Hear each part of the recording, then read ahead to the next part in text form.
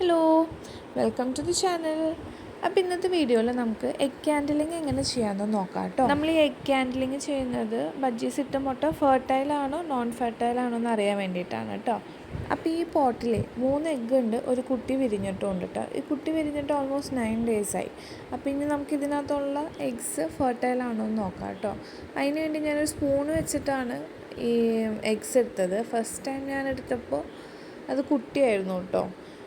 പിന്നെ ഞാൻ പയ്യെ കുട്ടീനെ അതിൻ്റെ ഉള്ളിൽ തന്നെ വെച്ചിട്ട് വീണ്ടും ഒരു എഗ്ഗ് എടുക്കാനുള്ള ട്രൈ ചെയ്യാണ് കേട്ടോ. ഇത് ഞാൻ ഓൾറെഡി ക്യാമറ അവിടെ ഓൺ ചെയ്ത് വെച്ചിട്ടാണ് ചെയ്യുന്നത്. അപ്പോൾ അതുകൊണ്ട് എനിക്ക് കുട്ടിക്ക് ഡയറക്റ്റ് നോക്കാൻ പറ്റുന്നുണ്ടായിരുന്നില്ല.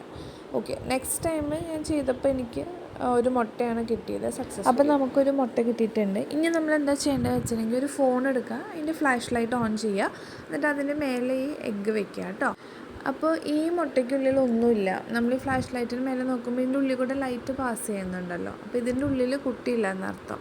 അപ്പോൾ ഇത് നോൺ ഫെർട്ടൈലായിട്ടുള്ള എഗ്ഗാണ്. ഇത് ഇനി വെച്ചിട്ടും കാര്യമൊന്നുമില്ല, ഇതിൽ കുട്ടിയില്ലാത്തതുകൊണ്ട്.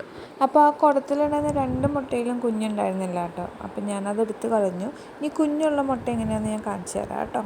ഈ മുട്ടേൻ്റെ ഉള്ളിലേക്കൊന്ന് സൂക്ഷിച്ച് നോക്കി, ഇതിൻ്റെ ഉള്ളിലൊരു അനക്കം കണ്ടോ. അപ്പോൾ ഇതിൻ്റെ അർത്ഥം ഇതിൻ്റെ ഉള്ളിൽ കുഞ്ഞുണ്ടെന്നാണ്. അത് വളർന്നുകൊണ്ടിരിക്കുകയാണ്, കുറച്ച് നാൾ കഴിയുമ്പോൾ ഇത് വിരിയും കേട്ടോ. അപ്പോൾ വീഡിയോ ഇഷ്ടപ്പെട്ടിട്ടുണ്ടെങ്കിൽ സബ്സ്ക്രൈബ്